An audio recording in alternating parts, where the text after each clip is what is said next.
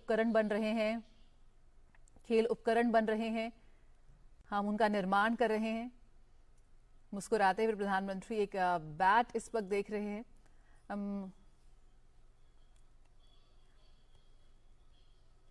और आज आत्मनिर्भरता की अगर हम बात करते हैं, आत्मनिर्भर भारत की बात करते हैं, तो एक अलग तरह की संस्कृति को विकसित करने पे यहाँ पर बेहद जोर रहा है तमाम डिपार्टमेंट्स का, सरकार का, कि कैसे हम अपने देश में ही इन तमाम चीज़ों का निर्माण करें जो ना सिर्फ हमारे खिलाड़ियों के लिए काम आए बल्कि उसका हम एक्सपोर्ट भी करें और पूरे विश्व में जाए। और मेरठ ने ये साबित किया है। मेरठ में बने आज जो स्पोर्ट्स इक्विपमेंट है, जो मेरठ में बन रही जो फुटबॉल है, आज वो पूरे विश्व में जाती है और अंतर्राष्ट्रीय कंपनियां यहाँ से सीधे सामान खरीदती हैं हमारे देश में। और यही हम देख रहे हैं कि कैसे इक्विपमेंट्स जो हैं, जिम इक्विपमेंट्स हैं, उनका निर्माण यहाँ पर होता है और खुद प्रधानमंत्री उसका जायजा लेते हुए, इस्तेमाल करते हुए।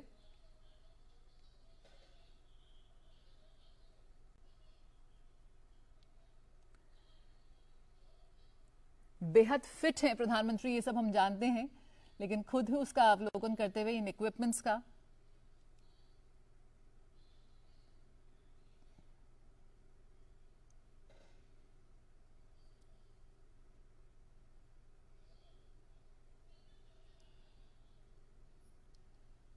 जो भी मन में सवाल है वो सीधे पूछ रहे हैं उनसे, कैसे बनाते हो, कैसे करते हो काम।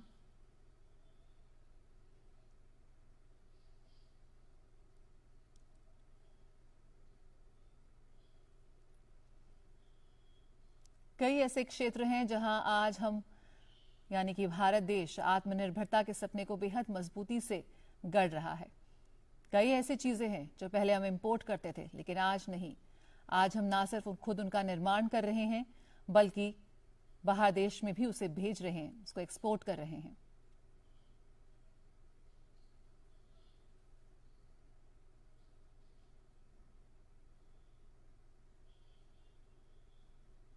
नई तकनीक के लेटेस्ट स्पोर्ट्स इक्विपमेंट आज हमारे देश में बन रहे हैं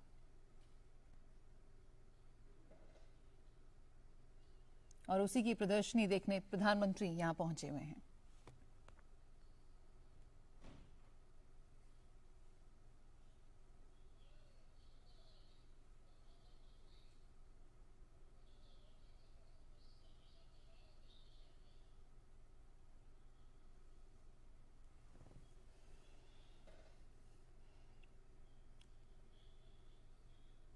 खेलेगा इंडिया, जीतेगा इंडिया, तमाम तरह के नारों के साथ सरकार की कोशिश रही है हमारे युवाओं के प्रोत्साहन को बढ़ाने की, उन्हें सही दिशा देने की, उन्हें तमाम वो सुविधाएं उपलब्ध कराने की जो विश्व के अन्य विकसित देशों में दी जाती हैं।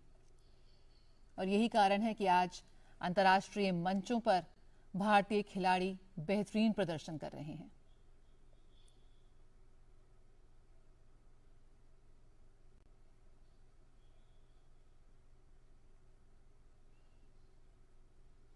देश के हर राज्य से आज खिलाड़ी निकले हैं और बात हो तमाम राष्ट्रीय और अंतर्राष्ट्रीय प्रतिस्पर्धाओं की, वहां पर बेहतरीन प्रदर्शन किया है भारतीय खिलाड़ियों ने।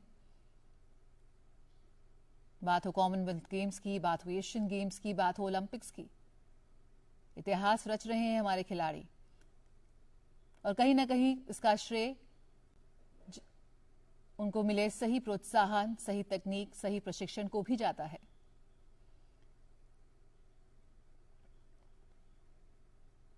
खेलों को एक प्रोत्साहन देते एक पूरे माहौल, एक पूरी व्यवस्था का निर्माण यहां पर किया गया है सरकार की ओर से। मेरठ की फुटबॉल, मेरठ की वॉलीबॉल, मेरठ की ये सब तमाम गेंदें जो हैं पूरे विश्व में आज अपनी धमक मचा रही हैं, अपनी चमक बिखेर रही हैं। और बेहद बारीकी से अवलोकन करते हुए इस प्रदर्शनी का, इन तमाम इक्विपमेंट्स का, इनके स्तर को जांचते हुए, इनको परखते हुए प्रधानमंत्री नरेंद्र मोदी।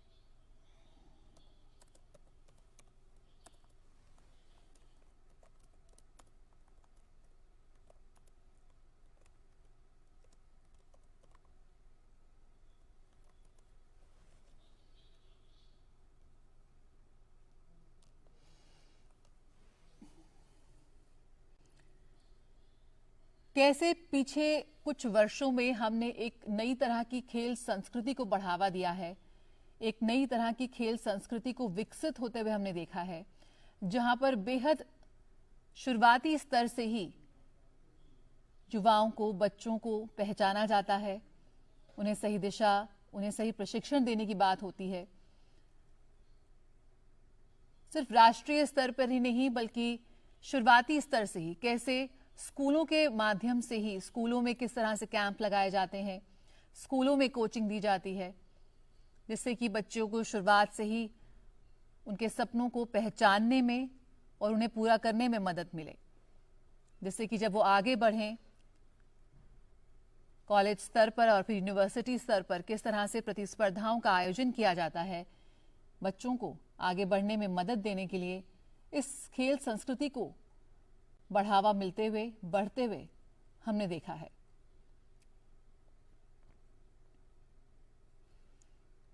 खेल संस्कृति का विकास की बात करें, खिलाड़ियों को सम्मान देने की बात करें, एक नए भारत की इसी झलक को ये दर्शाता है।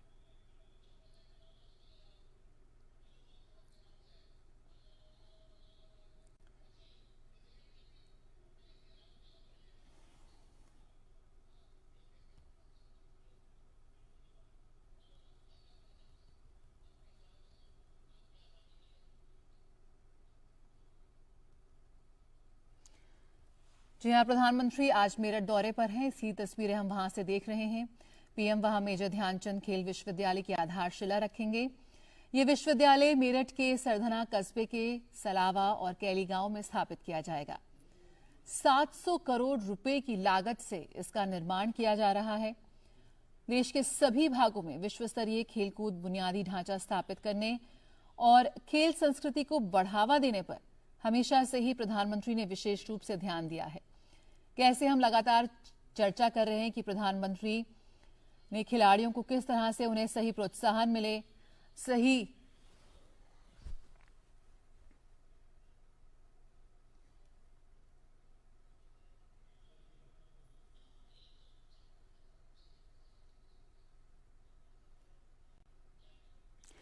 मेजर ध्यानचंद खेल विश्वविद्यालय की स्थापना भी इस परिकल्पना को साकार करने की दिशा में एक बड़ा कदम है।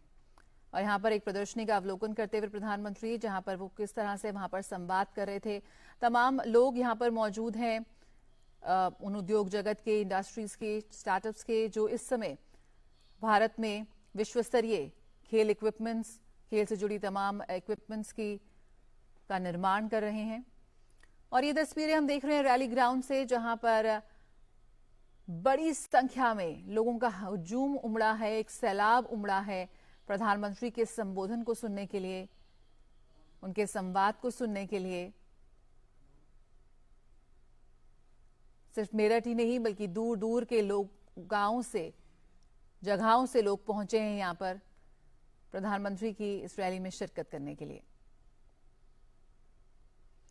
प्रधानमंत्री नरेंद्र मोदी का मेरठ दौरा,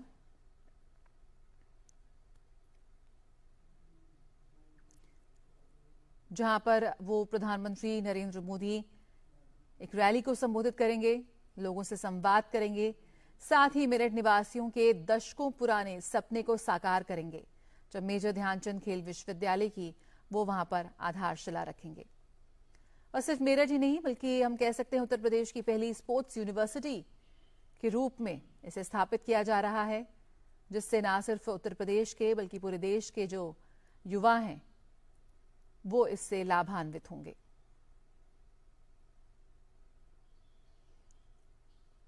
कुछ ही क्षणों में प्रधानमंत्री इस मंच पर पहुंचेंगे और वहां से सीधे संबोधित करेंगे हजारों की संख्या में जुटे इन लोगों को। बड़ी अपेक्षाओं के साथ, उम्मीदों के साथ ये लोग पहुंचे हैं यहां पर प्रधानमंत्री को सुनने के लिए। जयकारे के साथ, नारों के साथ प्रधानमंत्री का स्वागत कर रहे हैं।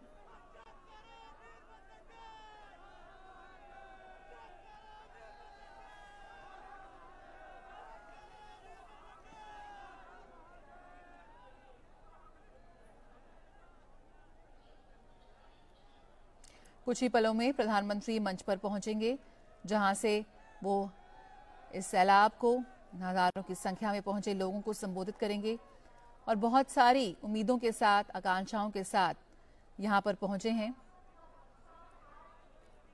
हमने सुबह भी देखा कि किस तरह से दिल्ली मेरठ एक्सप्रेस वे से गुजरने के दौरान एक्सप्रेस वे के दोनों ओर मौजूद और मेरठ वासियों ने भारी संख्या में अपने घरों से बाहर निकलकर पीएम का हाथ हिलाकर स्वागत किया, नारेबाजियों के साथ उनका अभिवादन किया। और इस कार्यक्रम स्थल पर भी भारी संख्या में लोग मौजूद हैं। दूर तक जहां तक आपकी नजर जाएगी आपको लोगों का हुजूम नजर आएगा। मेरठ ही नहीं बल्कि आसपास के गांवों से, आसपास के शहरों से भी काफी संख्या में लोग पहुंचे हैं यहाँ पर प्रधानमंत्री के कार्यक्रम में शिरकत करने के लिए, उनका संबोधन सुनने के लिए।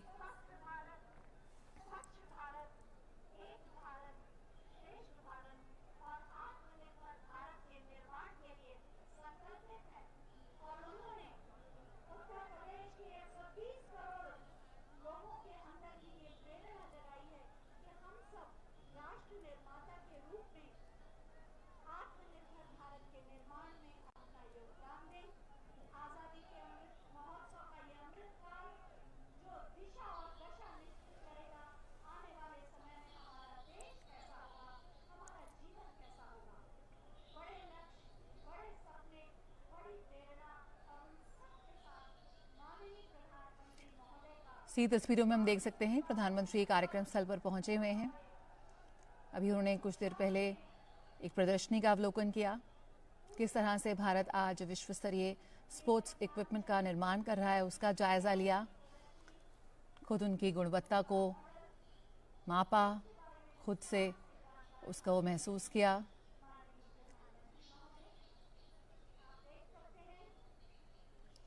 किस तरह से इस पूरे विश्वविद्यालय की संकल्पना हुई है, कैसे उसका निर्माण होगा, उसको यहाँ पर विभिन्न तस्वीरों के जरिए, मॉडल के जरिए दर्शाया गया है, जो इस वक्त प्रधानमंत्री समझने की कोशिश कर रहे हैं। 700 करोड़ की लागत से इस पूरे मेजर ध्यानचंद स्टेडियम से का निर्माण किया जाएगा।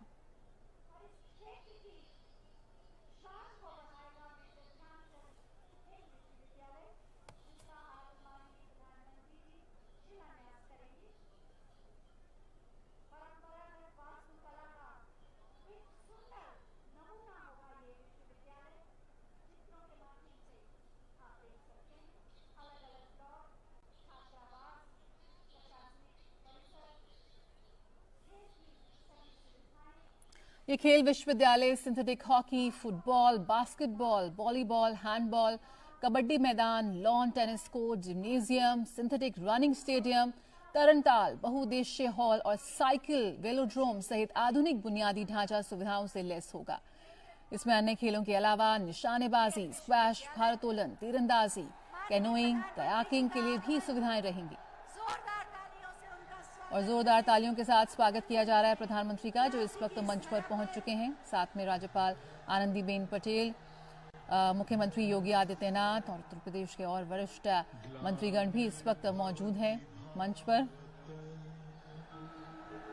अभ्युत्थानम् अधर्मस्य तदात्मानं सृजाम्यहम् परित्राणाय साधूनां विनाशाय च दुष्कृतां धर्म संस्थापनार्थाय संभवामि युगे युगे संभवामि युगे युगे। जोरदार तालियों के प्रणाम माननीय प्रधानमंत्री जी तक पहुंचाएं। भारत माता की। मेजर ध्यानचंद खेल विश्वविद्यालय के शिलान्यास समारोह में माननीय प्रधानमंत्री जी और मंचासीन समस्त अतिथियों का हम स्वागत करते हैं। अपने उत्साह को तालियों में परिवर्तित करके स्वागत कर लें तालियों के पुष्पों से। मेजर ध्यानचंद खेल विश्वविद्यालय आने वाले समय में खेल के विकास को एक नया आयाम भी देगा और खेल प्रतिभाओं को एक तपोभूमि के रूप में ये विकसित होगा। सबसे पहले मैं माननीय मुख्यमंत्री महोदय से अनुरोध करूंगी कि हम सब की ओर से स्मृति चिन्ह भेंट करके माननीय प्रधानमंत्री जी का स्वागत करें। हॉकी के जादूगर के नाम पर है इस विश्वविद्यालय का नाम, इससे बड़ी श्रद्धांजलि क्या होगी। मेजर ध्यानचंद खेल विश्वविद्यालय के शिलान्यास समारोह में स्वागत माननीय प्रधानमंत्री जी का। खेल प्रतिभाओं के प्रोत्साहन और सम्मान के साथ खेल अवस्थापनाओं का निर्माण करके खेल संस्कृति को बढ़ावा दे रहे हैं माननीय मुख्यमंत्री माननीय श्री योगी आदित्यनाथ जी। मैं बहुत ही आदर के साथ माननीय मुख्यमंत्री महोदय से अनुरोध करूंगी कि वो अतिथियों का स्वागत करें।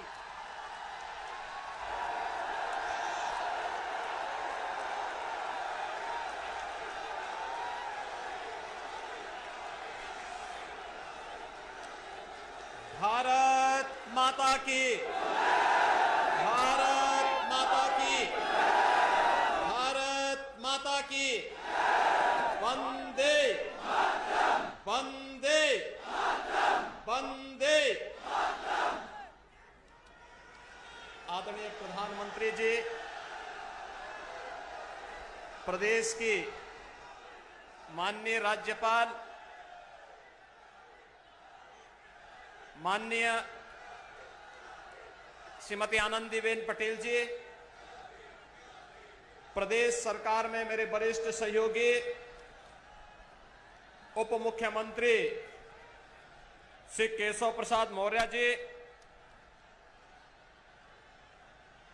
केंद्रीय मंत्री श्री संजीव कुमार बालियान जी, जनरल वीके सिंह जी, प्रदेश सरकार में मेरे सहयोगी मंत्रीगण श्री कपिल देव अग्रवाल जी, दिनेश खटीक जी,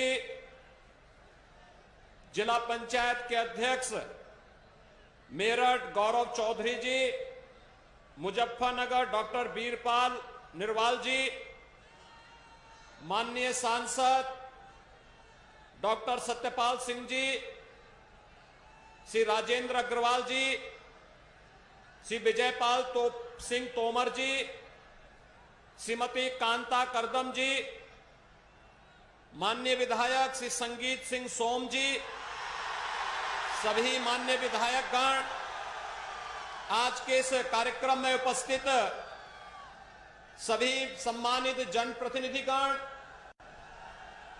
और मेरठ मुजफ्फरनगर के साथ ही प्रदेश के विभिन्न क्षेत्रों से आए हुए प्रदेश के सभी युवा प्रतिभावान खिलाड़ीगण, उपस्थित भाइयों बहनों, मैं आप सब की ओर से आज जब ये देश आजादी का अमृत महोत्सव आदरणीय प्रधानमंत्री जी के नेतृत्व और मार्गदर्शन में आयोजित कर रहा है, आजादी के इस अमृत महोत्सव पर देश के प्रथम स्वातंत्र समर में क्रांति का बिगुल फूंकने वाली क्रांति धरा मेरठ में आज आदरणीय प्रधानमंत्री जी के आगमन पर आप सभी भाइयों बहनों की ओर से आदरणीय प्रधानमंत्री जी का हृदय से स्वागत करता हूं, अभिनंदन करता हूं। भाइयों बहनों, हम सब जानते हैं कि आदरणीय प्रधानमंत्री जी का आप सबके प्रति स्नेह और आत्मीयता किस कदर है कि विजिबिलिटी कम होने के बावजूद भी दिल्ली से सड़क मार्ग से आकर के 1857 की प्रथम स्वातंत्र की भूमि मेरठ की भूमि को प्रणाम करने, बाबा ओघड़नाथ की भूमिका भगवान शिव का अभिषेक करने, क्रांतिकारियों के स्मारक शहीद स्मारक पर पुष्पांजलि करने के बाद अब यहां पर उत्तर प्रदेश के पहले स्पोर्ट्स यूनिवर्सिटी का शिलान्यास करने के लिए आदरणीय प्रधानमंत्री जी हम सबके बीच में पधारे हैं। भाइयों बहनों, मैं आभारी हूं आदरणीय प्रधानमंत्री जी का कि उन्होंने देश के सर्वोच्च खेल पुरस्कार खेल रत्न का नाम हॉकी के जादूगर कहे जाने वाले मेजर ध्यानचंद जी के नाम पर रखा। और आज जिस विश्वविद्यालय का शिलान्यास आदरणीय प्रधानमंत्री जी के कर कमलों से हो रहा है, इस प्रदेश के पहले स्पोर्ट्स यूनिवर्सिटी का नामकरण भी मेजर ध्यानचंद जी के नाम पर होने जा रहा है। मैं इस अवसर पर आदरणीय प्रधानमंत्री जी का हृदय से अभिनंदन करता हूं, स्वागत करता हूं। भाइयों बहनों, देश का विगत 7-7.5 वर्षों के दौरान हर एक क्षेत्र में विकास हुआ है। जीवन के प्रत्येक क्षेत्र में भारत ने नया कीर्तिमान स्थापित किया है। खेलो इंडिया खेलों के माध्यम से देश की खेल प्रतिभाओं को आगे बढ़ाने के लिए जिस प्रकार का एक नई प्रेरणा आदरणीय प्रधानमंत्री जी ने देश के युवाओं के अंदर भरा है, वो अभूतपूर्व है, अभिनंदनीय है। और उसका परिणाम हमें अंतर्राष्ट्रीय प्रतिस्पर्धा के साथ ही अभी विगत वर्ष टोक्यो ओलंपिक और टोक्यो पैरालंपिक में देखने को प्राप्त हुआ, जब भारत के खिलाड़ियों ने सबसे बड़ा जत्था भारत का ओलंपिक में तो गया ही, पहली बार इतने मेडल भारत के खिलाड़ियों ने जीते और प्रधानमंत्री जी ने हर एक खिलाड़ी के साथ व्यक्तिगत संवाद स्थापित करते हुए उन्हें हर स्तर पर प्रोत्साहित किया, उन्हें सम्मानित किया।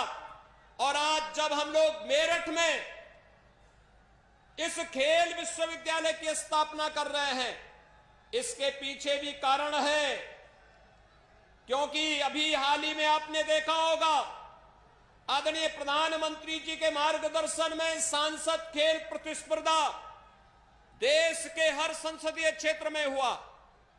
ग्रामीण स्तर से लेकर के जनपद स्तर तक हजारों खिलाड़ी एक एक संसदीय क्षेत्र में अलग अलग खेलों में उन्होंने अपने आप को आगे बढ़ाने का एक अवसर देखा।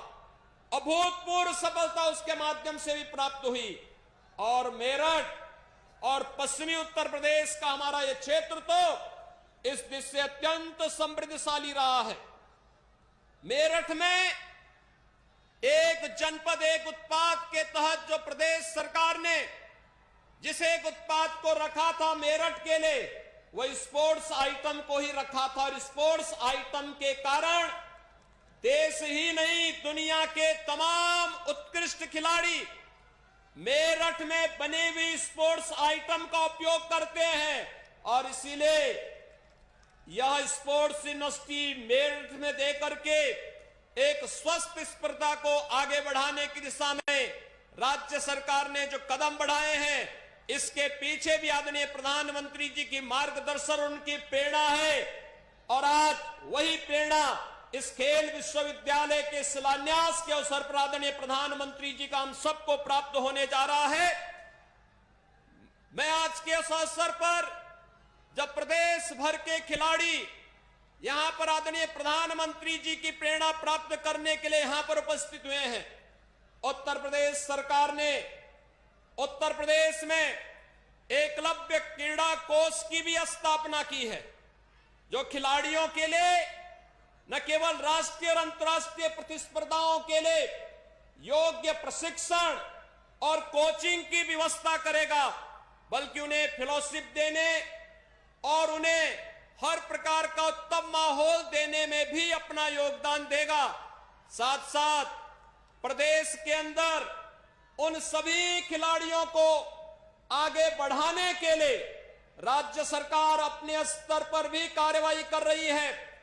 जिन्होंने ओलंपिक में, राष्ट्रमंडल खेलों में या फिर एशियन गेम्स में जो भी खिलाड़ी किसी भी अंतर्राष्ट्रीय प्रतिस्पर्धा में स्थान प्राप्त करेंगे, शासन की सेवाओं में उनका समायोजन हो सके, उन्हें सम्मान प्राप्त हो सके और वे फिर अपनी प्रतिभा का लाभ नई पीढ़ी को दे सके।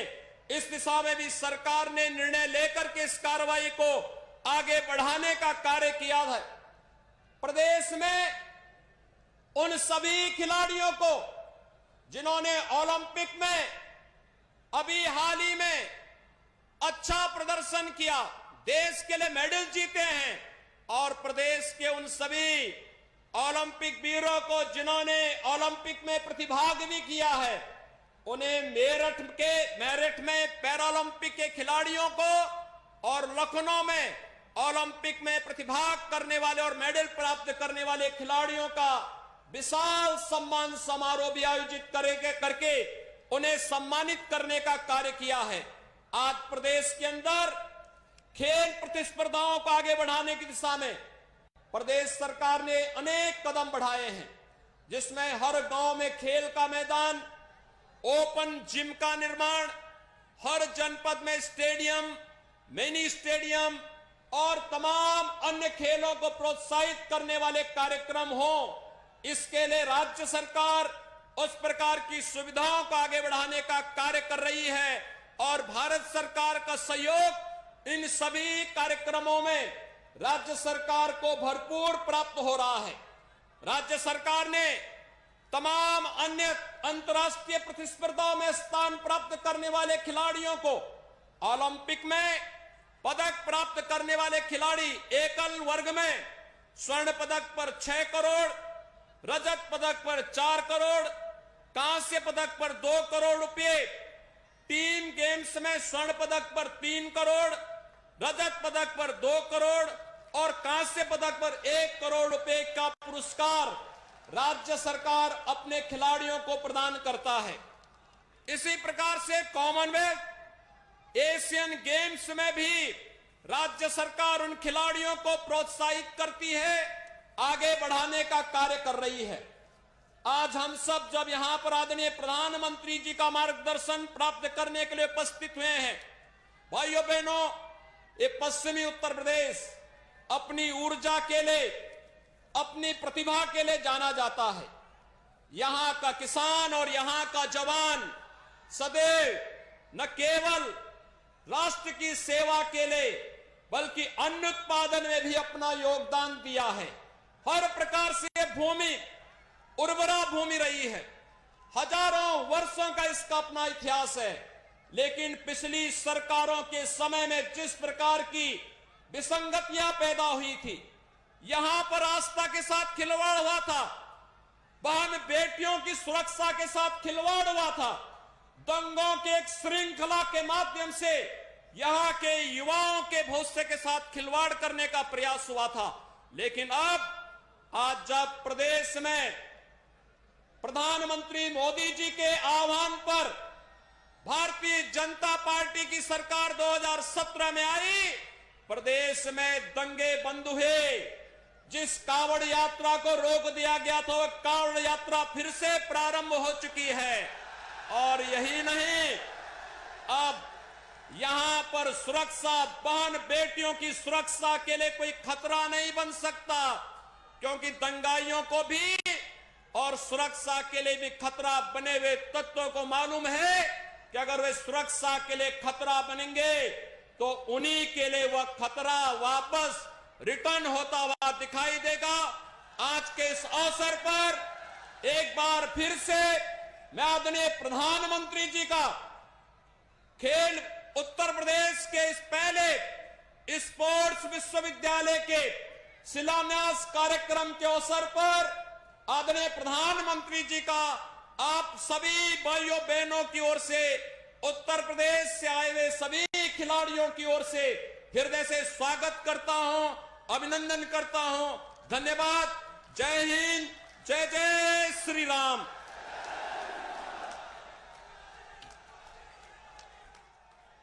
बहुत बहुत धन्यवाद माननीय, आपके प्रेरणादायी उद्बोधन के लिए। और जिसकी प्रतीक्षा थी हमें, वो घड़ी अब आ गई। मैं माननीय प्रधानमंत्री जी से अनुरोध करूंगी कि रिमोट का बटन दबाकर मेजर ध्यानचंद खेल विश्वविद्यालय का शिलान्यास करने की कृपा करें। बटन दब गया और बटन दबते ही शिलापट का अनावरण।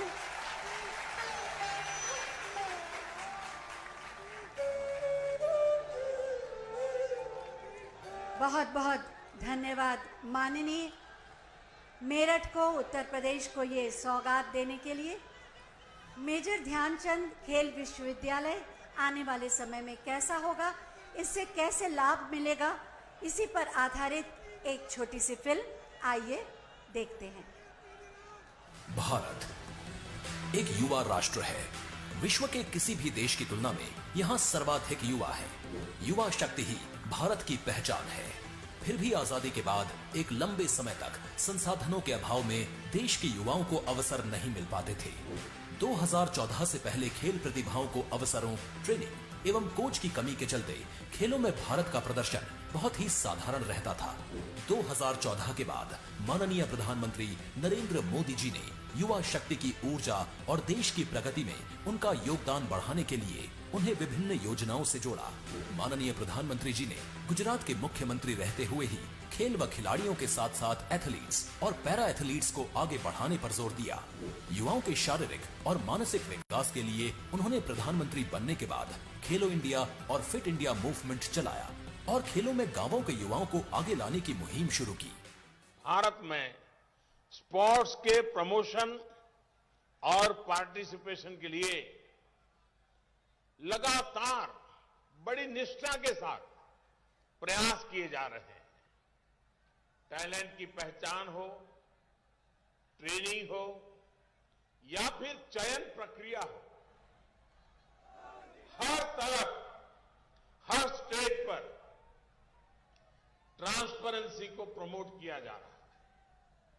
इसका परिणाम अंतर्राष्ट्रीय मुकाबलों में भारत के प्रदर्शन में भी आज हमारे लोग, हमारे नौजवान कुछ न कुछ कर दिखा रहे हैं, हमें देखने को मिल रहा है। भारतीय खेल प्राधिकरण ने स्थानीय युवाओं को अंतर्राष्ट्रीय खेलों तथा ओलंपिक के लिए तैयार करने और पदक प्राप्त करने के लिए टारगेट ओलंपिक पोडियम स्कीम शुरू की, जिसके तहत युवा खिलाड़ियों को वर्ल्ड क्लास ट्रेनिंग के साथ अत्याधुनिक खेल उपकरण व आर्थिक सहायता दी जाती है। अंतर्राष्ट्रीय खेल प्रतियोगिताओं के प्रति युवाओं को तैयार करने के लिए वर्ष 2018 में खेलो इंडिया यूथ गेम्स की शुरुआत की। उसी का परिणाम है कि कॉमनवेल्थ गेम्स, एशियन गेम्स और विश्व चैंपियनशिप में देश के युवाओं ने अब तक का सर्वश्रेष्ठ प्रदर्शन किया और ओलंपिक गेम्स में रिकॉर्ड पदक प्राप्त किए। वर्ष 2017 से पहले उत्तर प्रदेश में खेल प्रोत्साहन सिर्फ बातें थी। खेल प्रतिभाएं सुविधाओं के अभाव में आगे नहीं बढ़ पाती थी। वर्ष 2017 के बाद मुख्यमंत्री योगी आदित्यनाथ जी ने प्रधानमंत्री जी के विजन को साकार करते हुए युवा शक्ति के प्रोत्साहन से प्रदेश की तरक्की का रोड मैप तैयार किया। खेल और खिलाड़ियों को बढ़ावा देने तथा उन्हें अंतर्राष्ट्रीय खेलों के लिए तैयार करने के लिए अनेक योजनाएं चलाई। खेल कोटा के तहत सरकारी नौकरी की व्यवस्था फिर से शुरू की।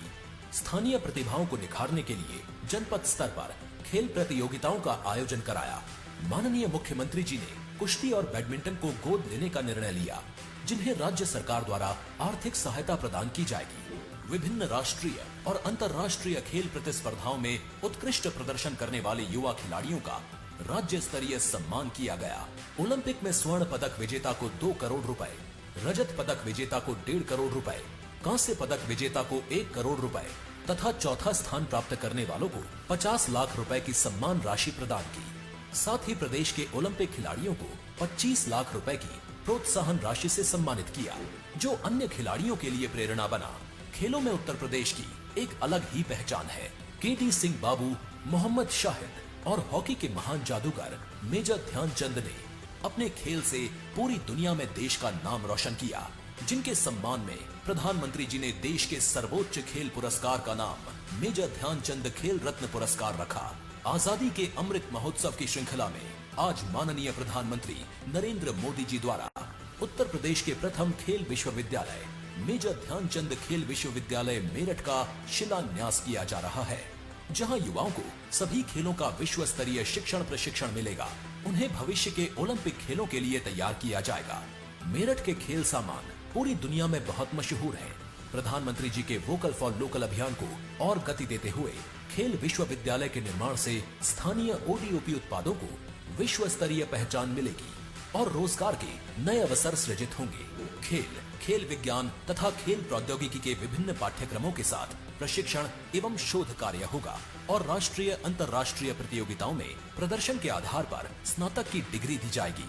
विश्वविद्यालय में विशेष स्पोर्ट्स सेंटर व संस्थाओं के अलावा अत्याधुनिक मैदान, swimming pool, velodrome, cycling track और हाईटेक एवं मॉडर्न स्पोर्ट्स इंफ्रास्ट्रक्चर स्थापित होगा।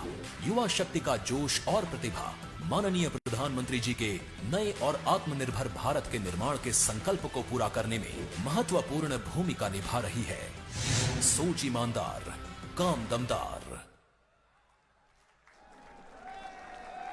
इस फिल्म के माध्यम से आपने जाना कि आने वाले समय में मेजर ध्यानचंद खेल विश्वविद्यालय खिलाड़ियों के लिए एक तपोभूमि के रूप में प्रतिष्ठित होगा। खेलें भी खिलें भी। खेलो इंडिया मिशन के माध्यम से ये मंत्र माननीय प्रधानमंत्री जी ने हमें दिया है और इसी का परिणाम है कि आज भारत की युवा शक्ति खेलों के माध्यम से देश के गौरव को बढ़ाने में अग्रसर है। मैं बहुत ही आदर के साथ माननीय प्रधानमंत्री जी से अनुरोध करूंगी कि आज के इस अवसर पर अपने आशीर्वचनों से हमारा मार्गदर्शन करें।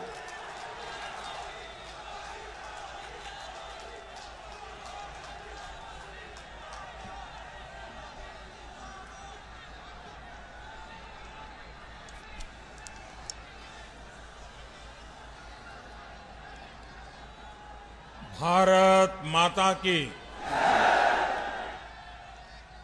भारत माता की। यूपी की राज्यपाल श्रीमती आनंदीबेन पटेल, यहां के लोकप्रिय और ऊर्जावान मुख्यमंत्री श्रीमान योगी आदित्यनाथ जी, उप मुख्यमंत्री श्री केशव प्रसाद मौर्य जी, केंद्रीय मंत्रिमंडल के मेरे सहयोगी श्री संजीव बालियान जी, वीके सिंह जी, मंत्री श्री दिनेश खटीक जी, उपेंद्र त्रिवेदी जी, श्री कपिल देव अग्रवाल जी, संसद में मेरे साथी श्रीमान सतपाल सिंह जी, राजेंद्र अग्रवाल जी, विजय सिंह जी तोमर, श्रीमती कांता कर्णब जी, विधायक भाई सोमेंद्र तोमर जी, संगीत सोम जी,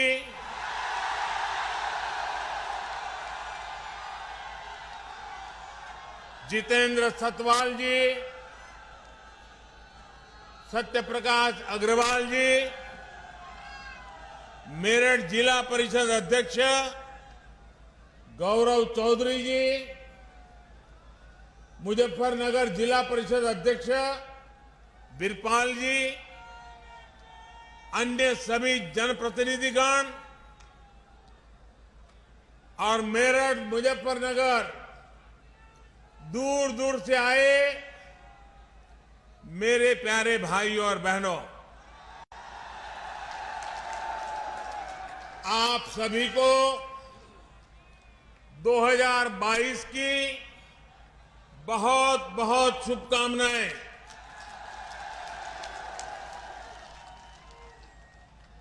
साल की शुरुआत में मेरठ आना अपने आप में मेरे लिए बहुत अहम है। भारत के इतिहास में मेरठ का स्थान सिर्फ एक शहर का नहीं है, बल्कि मेरठ हमारी संस्कृति, हमारे सामर्थ्य का भी महत्वपूर्ण केंद्र है। रामायण और महाभारत काल से लेकर जैन तीर्थंकरों और पंच प्यारों में से एक भाई धर्म सिंह तक मेरठ ने देश की आस्था को ऊर्जावान किया है। सिंधु घाटी की सभ्यता से लेकर देश के पहले स्वतंत्रता संग्राम तक इस क्षेत्र ने दुनिया को दिखाया है कि भारत का सामर्थ्य क्या होता है। 1857 में बाबा ओगडनाथ मंदिर और वहीं से आजादी की जो ललकार उठी, दिल्ली कूच का आह्वान हुआ, उसने गुलामी की अंधेरी सुरंग में देश को नई रोशनी दिखा दी। क्रांति की इसी प्रेरणा से आगे बढ़ते हुए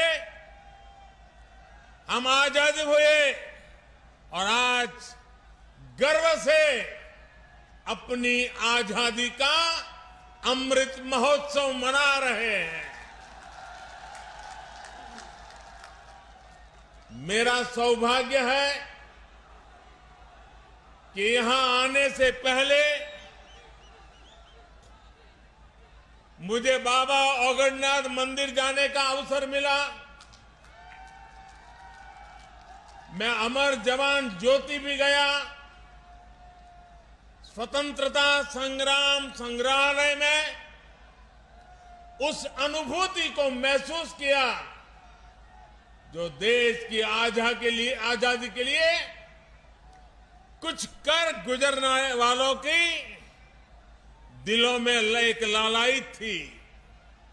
भाइयों और बहनों, मेरठ और आसपास के इस क्षेत्र ने स्वतंत्र भारत को भी नई दिशा देने में महत्वपूर्ण योगदान दिया है।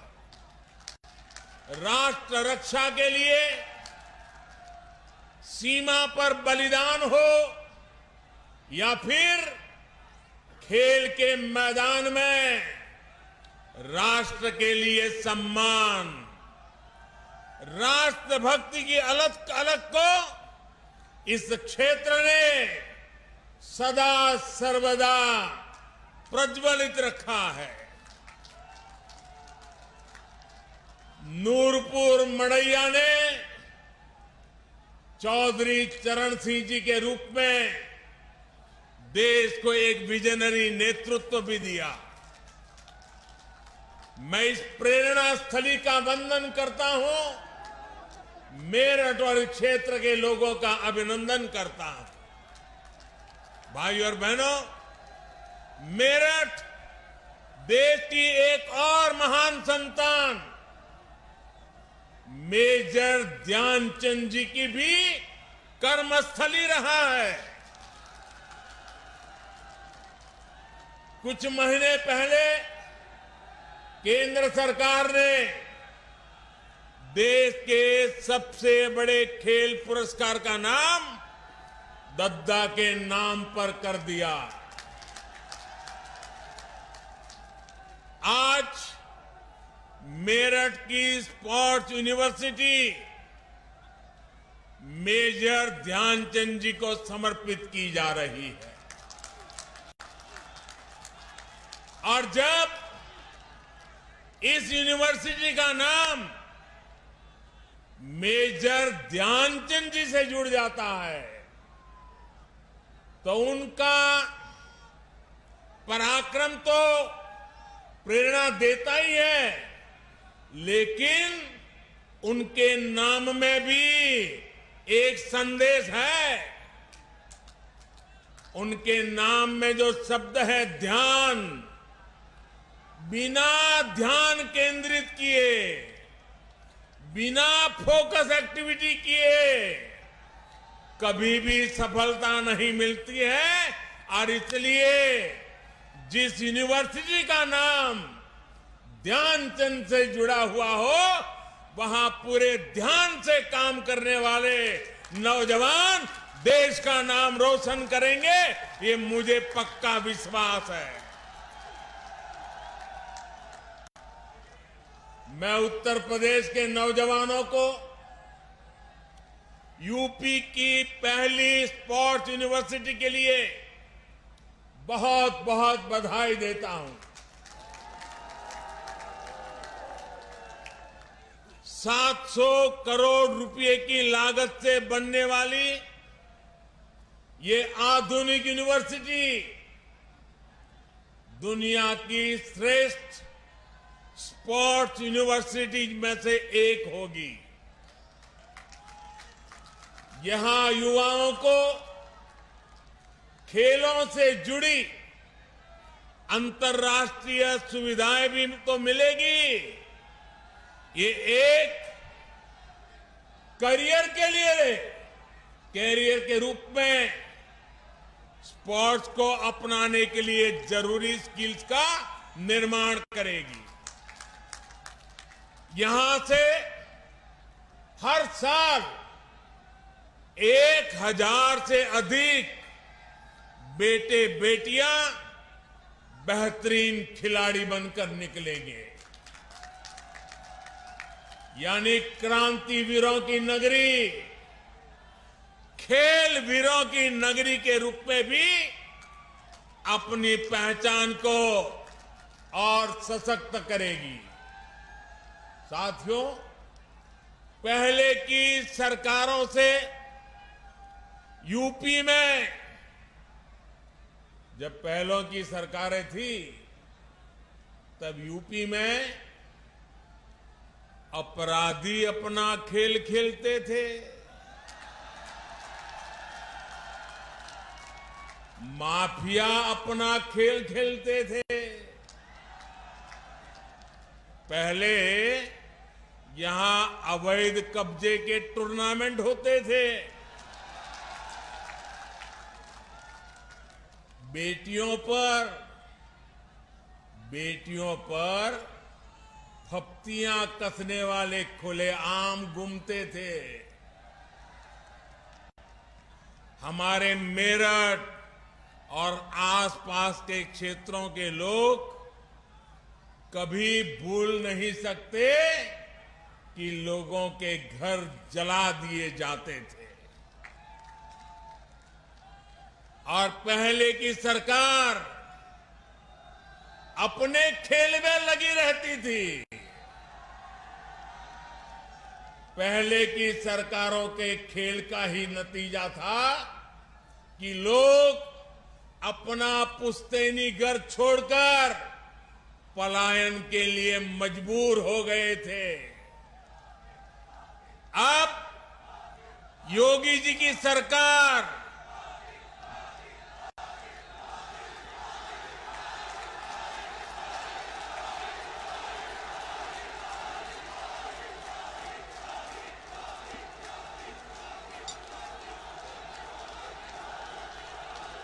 पहले क्या क्या खेल खेले जाते थे,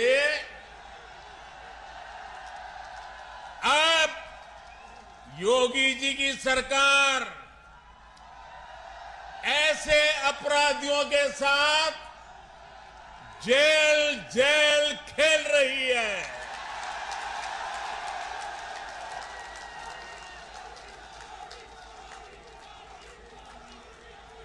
पांच साल पहले इसी मेरठ की बेटियां शाम होने के बाद अपने घर से निकलने से डरती थी। आज मेरठ की बेटियां पूरे देश का नाम रोशन कर रही है।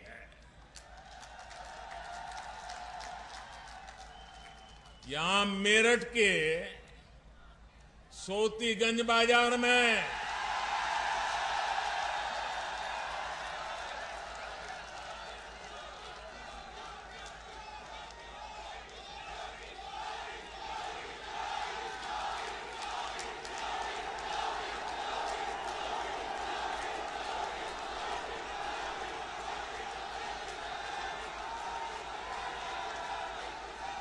साथियों, ये सोतीगंज बाजार में गाड़ियों के साथ होने वाले खेल का भी अब द एंड हो रहा है।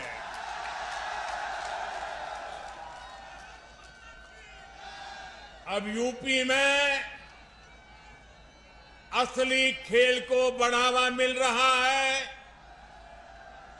यूपी के युवाओं को खेल की दुनिया में छा जाने का मौका मिल रहा है। साथियों, हमारे यहां कहा जाता है, महाजनों येन गताः स पंथाः, अर्थात जिस पथ पर महान जन, महान विभूतियां चले, वही हमारा पथ है। लेकिन अब हिंदुस्तान बदल चुका है। अब हम 21वीं सदी में हैं और इस 21वीं सदी के नए भारत में सबसे बड़ा दायित्व हमारे युवाओं के पास ही है। और इसलिए अब मंत्र बदल गया है। 21वीं सदी का तो मंत्र है, युवा जनों येन गताः स पंथाः। जिस मार्ग पर युवा चल दे, वही मार्ग देश का मार्ग है। जिधर युवाओं के कदम बढ़ जाए, मंजिल अपने आप चरण चूमने लग जाती है। युवा नए भारत का कर्णधार भी है। युवा नए भारत का विस्तार भी है। युवा नए भारत का नियंता भी है और युवा नए भारत का नेतृत्व करता भी है। हमारे आज के युवाओं के पास प्राचीनता की विरासत भी है, आधुनिकता का बोध भी है। और इसलिए जिधर युवा चलेगा, उधर भारत भी चलेगा। और जिधर भारत चलेगा, जिधर भारत चलेगा, उधर ही अब दुनिया चलने वाली है।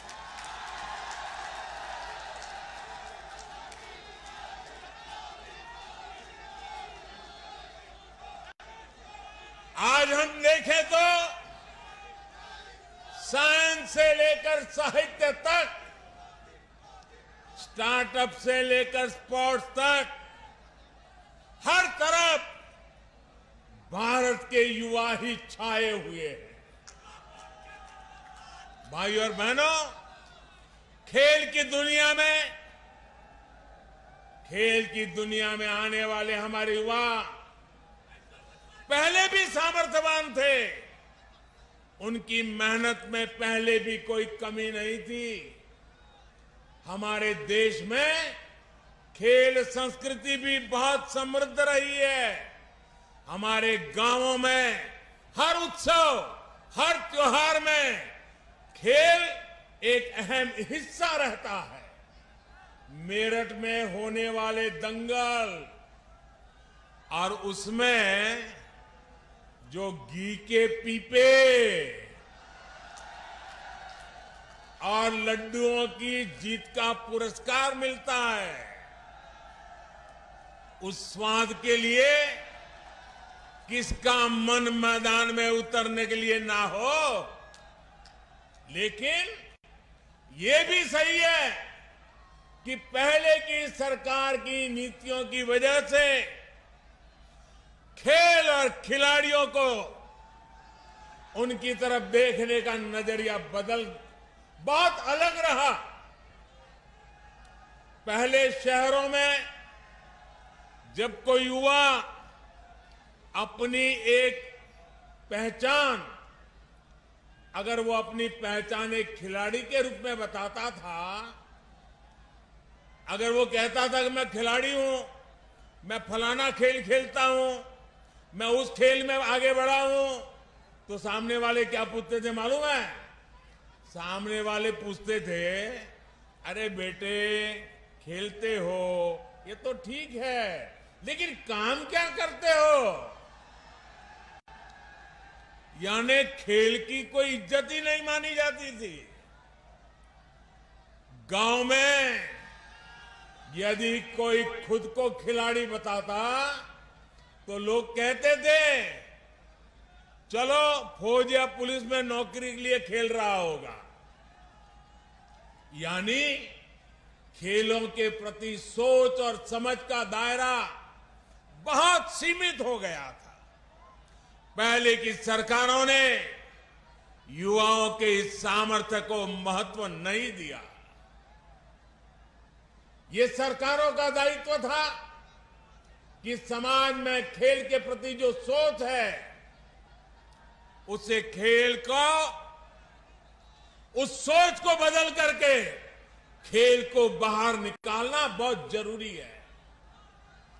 लेकिन हुआ उल्टा। ज्यादातर खेलों के प्रति देश में बेरुखी बढ़ती गई। परिणाम ये हुआ कि जिस हॉकी में गुलामी के कालखंड में भी मेजर ध्यानचंद जी जैसी प्रतिभाओं ने देश को गौरव दिलाया, उसमें भी मेडल के लिए हमें दशकों का इंतजार करना पड़ा।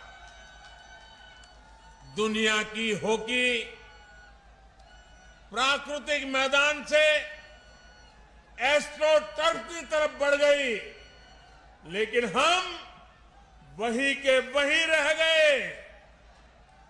जब तक हम जागे तब तक बहुत देर हो चुकी थी। ऊपर से ट्रेनिंग से लेकर टीम सिलेक्शन तक हर स्तर पर भाई भतीजावाद, बिरादरी का खेल, भ्रष्टाचार का खेल, लगातार हर कदम पर भेदभाव और पारदर्शिता का तो नामो निशान नहीं। साथियों, हॉकी तो एक उदाहरण है, ये हर खेल की कहानी थी। बदलती टेक्नोलॉजी, बदलती डिमांड, बदलती स्किल्स के लिए देश में पहले की सरकारें बेहतरीन इकोसिस्टम तैयार ही नहीं कर पाई। साथियों, देश के युवाओं का जो असीम टैलेंट था, वो सरकारी बेरुखी के कारण बंदिशों में जकड़ा हुआ था। 2014 के बाद उसे जकड़ने से बाहर निकालने के लिए, उस जकड़ में से बाहर निकालने के लिए हमने हर स्तर पर रिफॉर्म किए। खिलाड़ियों के सामर्थ्य को बढ़ाने के लिए हमारी सरकार ने अपने खिलाड़ियों को 4 शस्त्र दिए हैं। खिलाड़ियों को चाहिए संसाधन, खिलाड़ियों को चाहिए ट्रेनिंग की आधुनिक सुविधा, खिलाड़ियों को चाहिए अंतर्राष्ट्रीय एक्सपोजर, खिलाड़ियों को चाहिए चयन में पारदर्शिता। हमारी सरकार ने बीते वर्षों में भारत के खिलाड़ियों को ये 4 शस्त्र जरूर मिले, इसे सर्वोच्च प्राथमिकता दी है। हमने स्पोर्ट्स को युवाओं की फिटनेस और युवाओं के रोजगार, स्वरोजगार, उनकी कैरियर से जोड़ा है। टारगेट ओलंपिक पोडियम स्कीम यानी टॉप्स, ऐसा ही एक प्रयास रहा है। आज सरकार देश के शीर्ष खिलाड़ियों को उनके खाने पीने, फिटनेस से लेकर ट्रेनिंग तक लाखों करोड़ों रुपयों की मदद दे रही है। खेलो इंडिया अभियान के माध्यम से आज बहुत कम उम्र में ही देश के कोने कोने में टैलेंट की पहचान की जा रही है। ऐसे खिलाड़ियों को इंटरनेशनल लेवल का एथलीट बनाने के लिए उनकी हर संभव मदद की जा रही है। इन्हीं प्रयासों की वजह से आज जब भारत का खिलाड़ी अंतर्राष्ट्रीय मैदान पर उतरता है तो फिर उसका प्रदर्शन दुनिया भी सराहती है, देखती है। पिछले साल हमने ओलंपिक में देखा, हमने पैरा ओलंपिक में देखा, जो इतिहास में पहले कभी नहीं हुआ, वो पिछले ओलंपिक में मेरे देश के वीर बेटे बेटियों ने करके दिखाया। मेडल की ऐसी जड़ी लगा दी कि पूरा देश कह उठा, एक स्वर से देश में बोल उठा, खेल के मैदान में भारत का उदय हो गया है।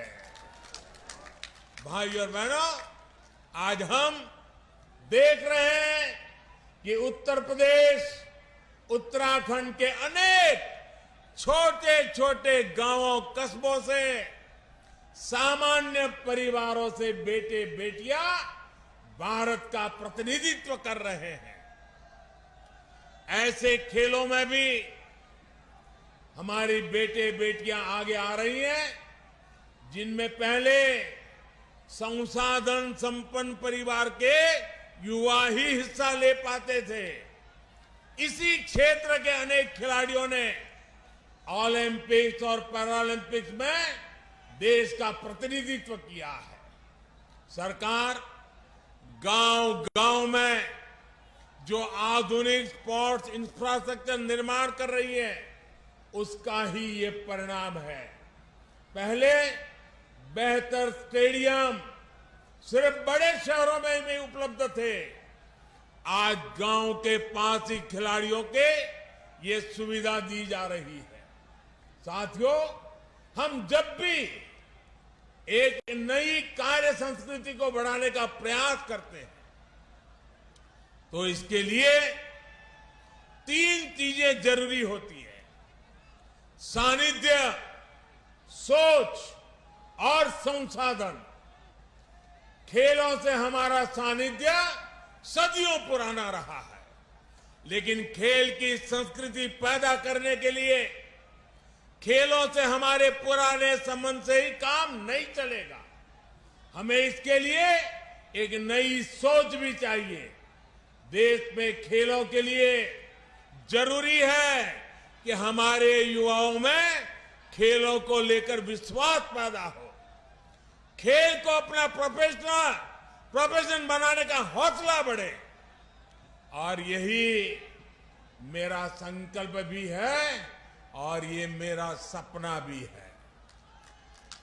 मैं चाहता हूं कि जिस तरह दूसरे प्रोफेशंस में से ही हमारे युवा स्पोर्ट्स को भी देखें, हमें ये भी समझना होगा कि जो कोई स्पोर्ट्स में जाएगा वो वर्ल्ड नंबर 1 बनेगा, ये जरूरी नहीं है। अरे देश में जब स्पोर्ट्स इकोसिस्टम तैयार होता है तो स्पोर्ट्स मैनेजमेंट से लेकर स्पोर्ट्स राइटिंग और स्पोर्ट्स साइकोलॉजी तक स्पोर्ट्स से जुड़ी कितनी ही संभावनाएं खड़ी हो जाती है। धीरे धीरे समाज में ये विश्वास पैदा होता है कि युवाओं को स्पोर्ट्स की तरफ जाना एक सही निर्णय है। इस तरह का इकोसिस्टम तैयार करने के लिए जरूरत होती है संसाधनों की। जब हम जरूरी संसाधन, जरूरी इंफ्रास्ट्रक्चर विकसित कर लेते हैं तो खेल की संस्कृति मजबूत होने लगती है। अगर खेलों के लिए जरूरी संसाधन होंगे तो देश में खेलों की संस्कृति भी आकार लेगी, विस्तार लेगी। इसलिए आज इस तरह की स्पोर्ट्स यूनिवर्सिटी इतनी ही जरूरी है। ये स्पोर्ट्स यूनिवर्सिटी खेल की संस्कृति के पुष्पित पल्लवित होने के लिए एक नर्सरी की तरह काम करती है। इसलिए ही आजादी के 7 दशक बाद 2018 में पहली नेशनल स्पोर्ट्स यूनिवर्सिटी हमारी सरकार ने मणिपुर में स्थापित की। बीते 7 सालों में देश भर में स्पोर्ट्स एजुकेशन और स्किल्स से जुड़े अनेकों संस्थानों का उनको आधुनिक बनाया गया है। और अब आज major Dhyanchand sports university sports में हायर एजुकेशन का एक और श्रेष्ठ संस्थान देश को मिला है। साथियों, खेल की दुनिया से जुड़ी एक और बात हमें याद रखनी है और मेरठ के लोग तो इसे अच्छी तरह जानते हैं। खेल से जुड़ी सर्विस और सामान का वैश्विक बाजार लाखों करोड़ रुपए का है। यहां मेरठ से ही अभी 100 से अधिक देशों को स्पोर्ट्स का सामान निर्यात होता है। मेरठ लोकल के लिए वोकल तो है ही, लोकल को ग्लोबल भी बना रहा है।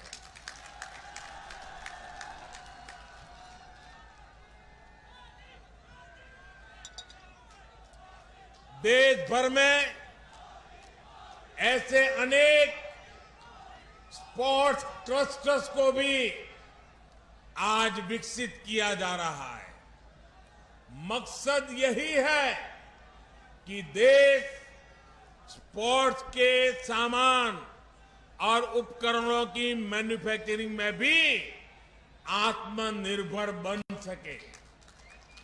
अब जो नई नेशनल एजुकेशन पॉलिसी लागू हो रही है उसमें भी खेल को प्राथमिकता दी गई है।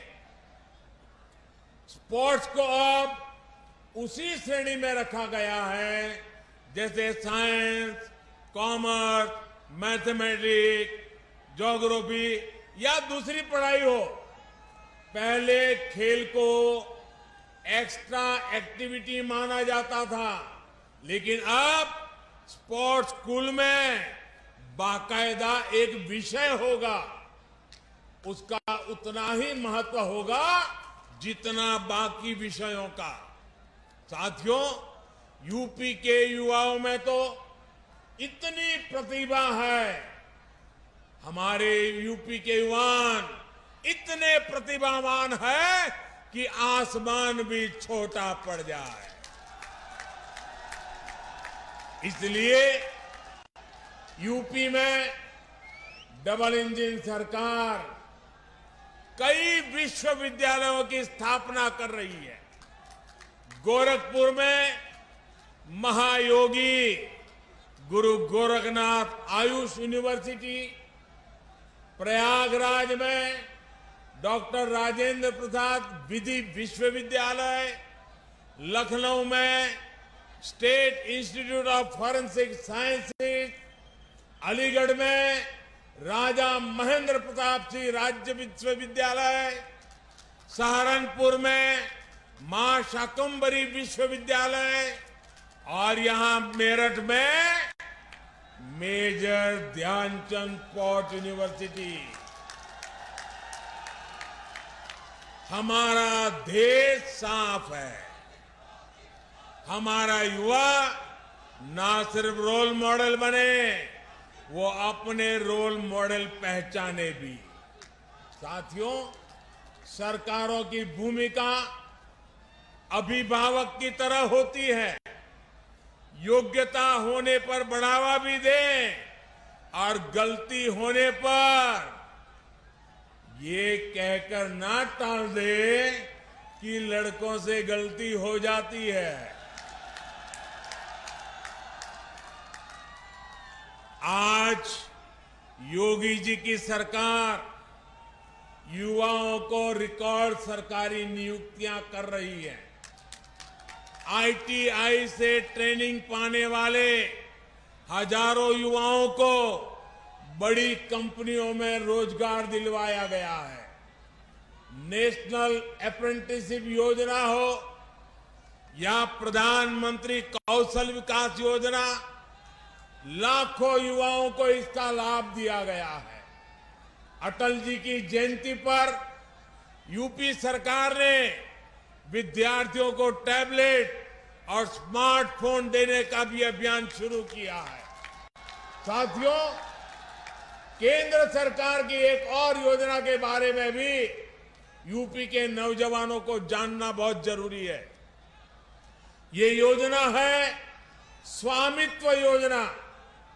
इस योजना के तहत केंद्र सरकार गांवों में रहने वाले लोगों को उनकी प्रॉपर्टी के मालिकाना हक से उससे जुड़े जो कागज है घरौनी देने का काम हो रहा है। घरौनी मिलने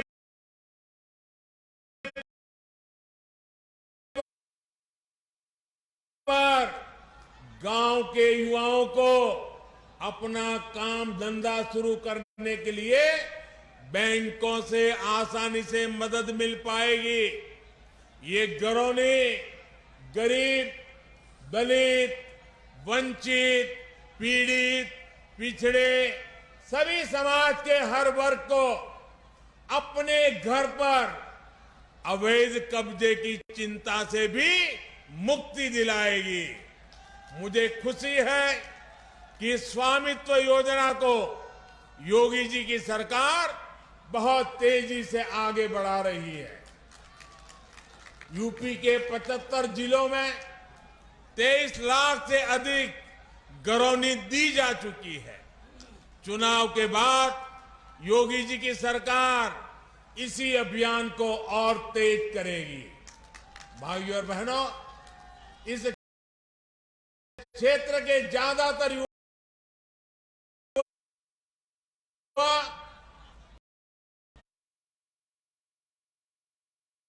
ग्रामीण इलाकों में रहते हैं। ग्रामीण अर्थव्यवस्था को मजबूत बनाने के लिए हमारी सरकार निरंतर काम कर रही है।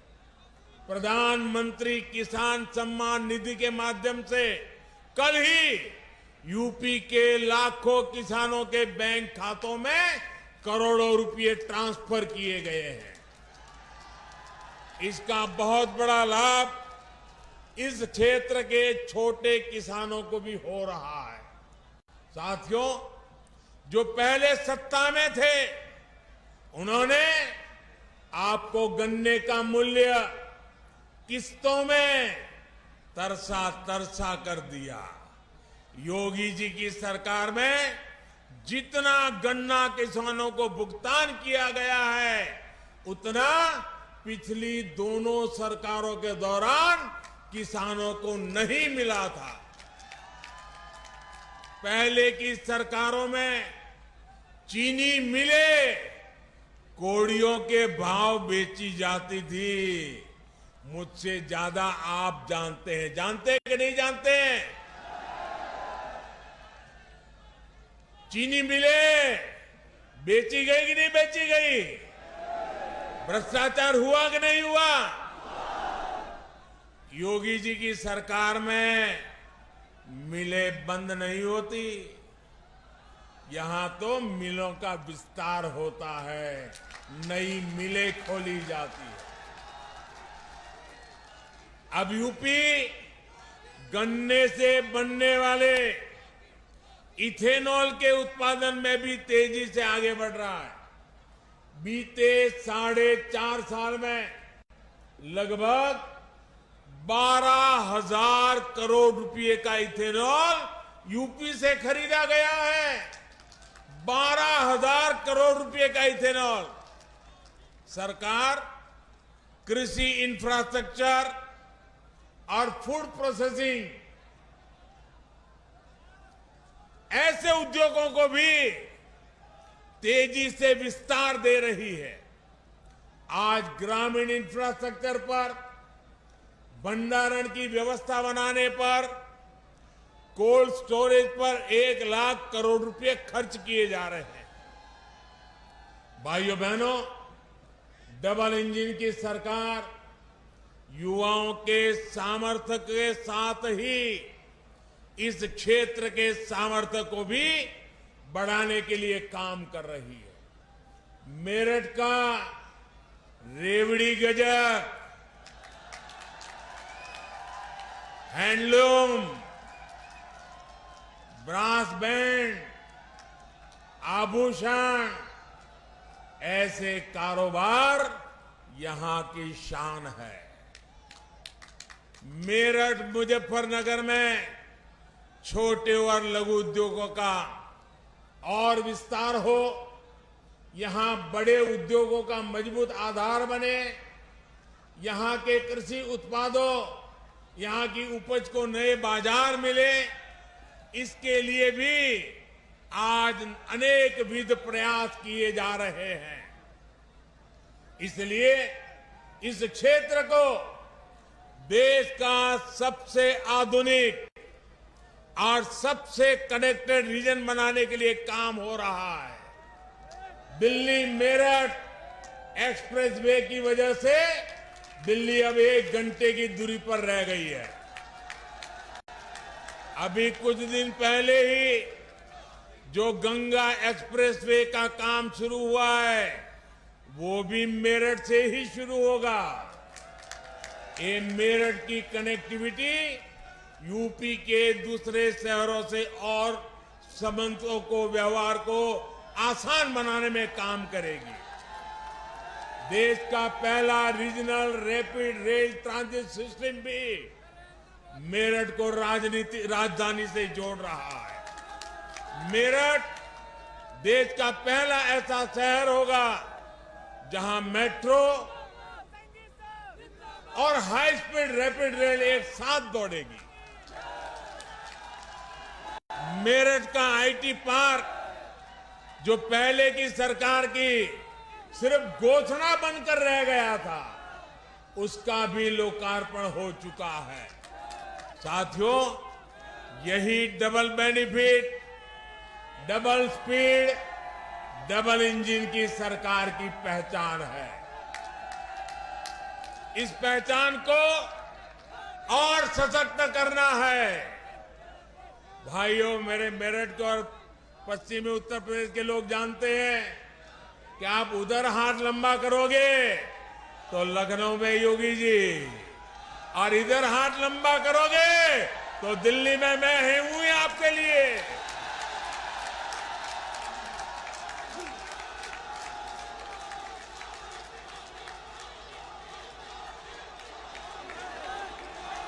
विकास की गति को और बढ़ाना है। नए साल में हम नए जोश के साथ आगे बढ़ेंगे। मेरे नौजवान साथियों, आज पूरा हिंदुस्तान मेरठ की ताकत दे रहा है, पश्चिमी उत्तर प्रदेश की ताकत देख रहा है, नौजवानों की ताकत देख रहा है।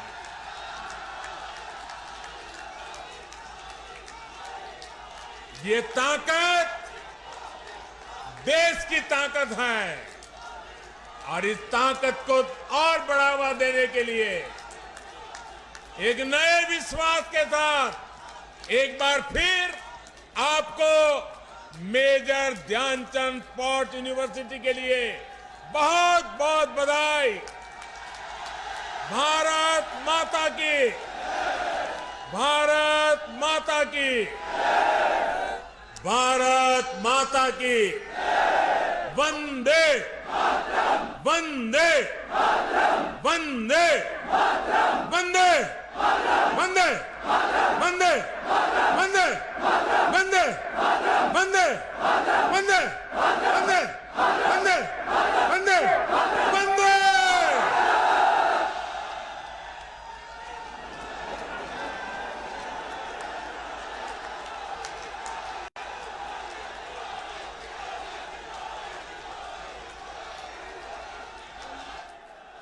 बहुत बहुत धन्यवाद माननीय प्रधानमंत्री जी। आपके मार्गदर्शन, आशीर्वचन और शुभकामनाओं के लिए, अपने सपनों और संकल्पों के साथ हमें जोड़ने के लिए जोरदार तालियों के साथ अभिनंदन करें माननीय प्रधानमंत्री जी का।